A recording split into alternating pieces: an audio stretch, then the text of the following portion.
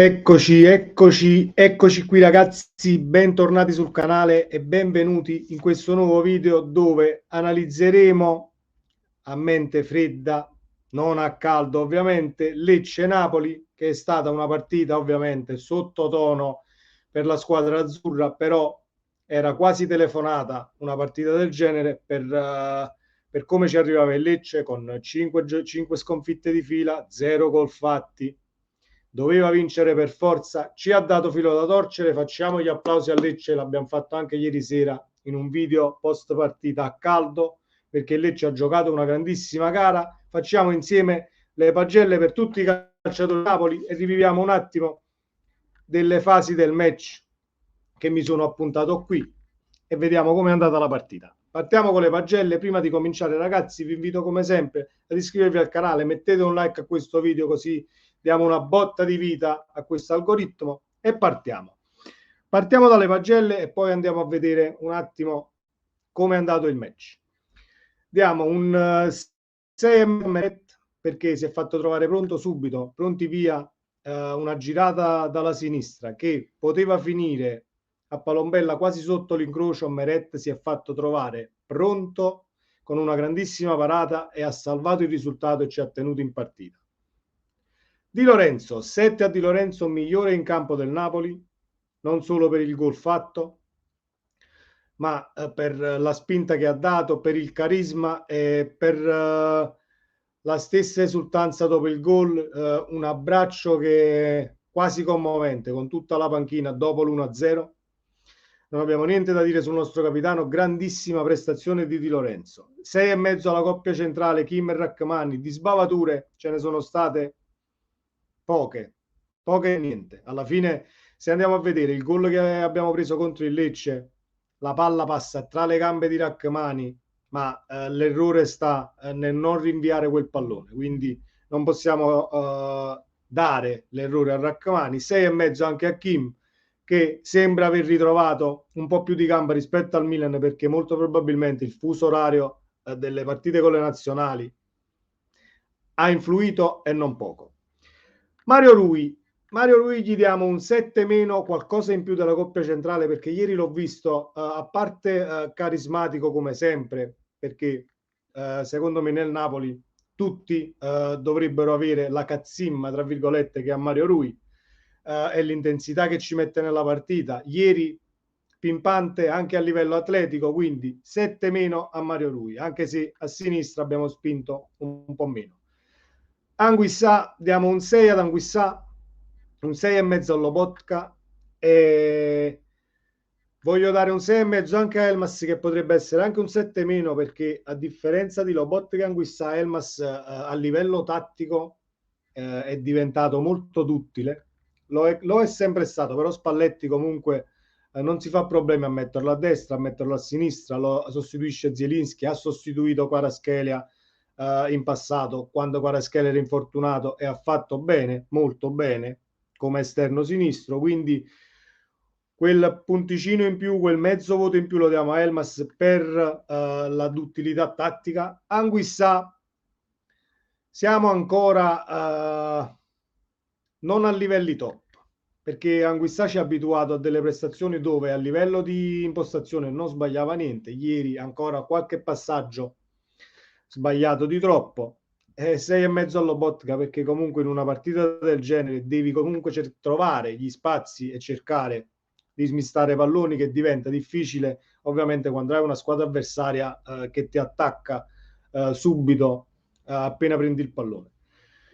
Lozano non mi è dispiaciuto, 6,5 anche a Lozano,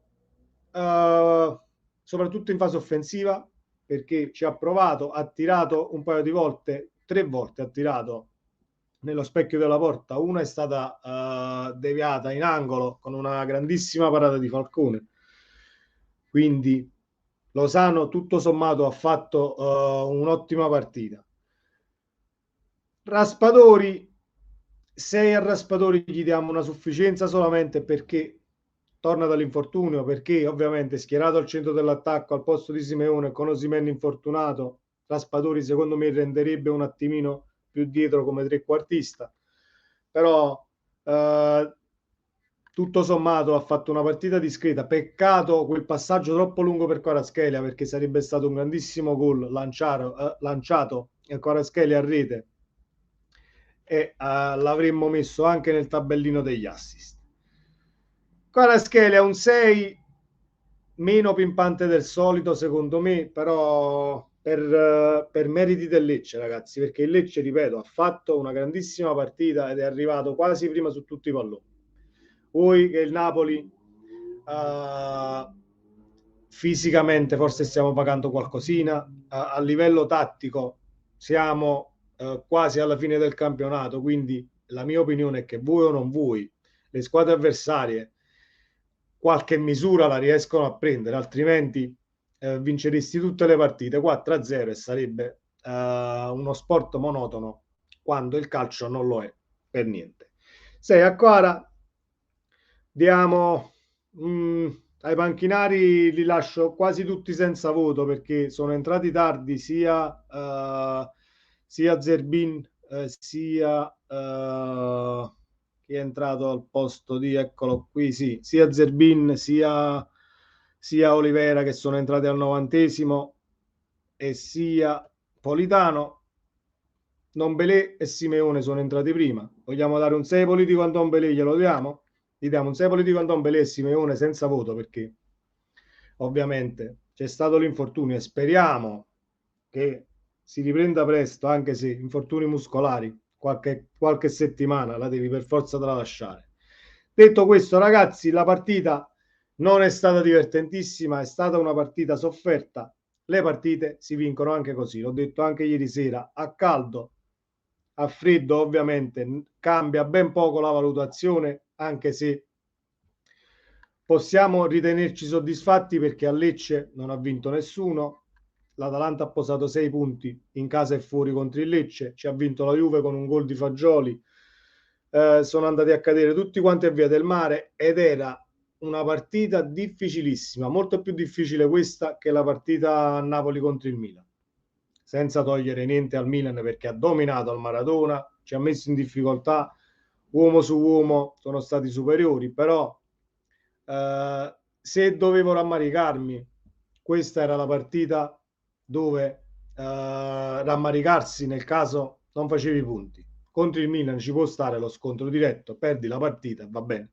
Non ci sta la goleata presa col Milan perché forse siamo andati in campo poco motivati, ma è acqua passata e dovevano arrivare questi 3 punti per il morale, per arrivare a mercoledì con più benzina nelle gambe, più convinzione. Dobbiamo migliorare ancora qualcosina sul gioco perché il calcio champagne che il Napoli ha offerto si è appannato un pochettino, ma secondo me è dovuto anche alla condizione che durante l'anno non è sempre uguale. Detto questo, ragazzi, questo era per quanto riguarda le pagelle, il post partita di Lecce-Napoli. Ci vediamo nel prossimo video. Non dimenticatevi di iscrivervi al canale. Sempre Forza Napoli. Ciao.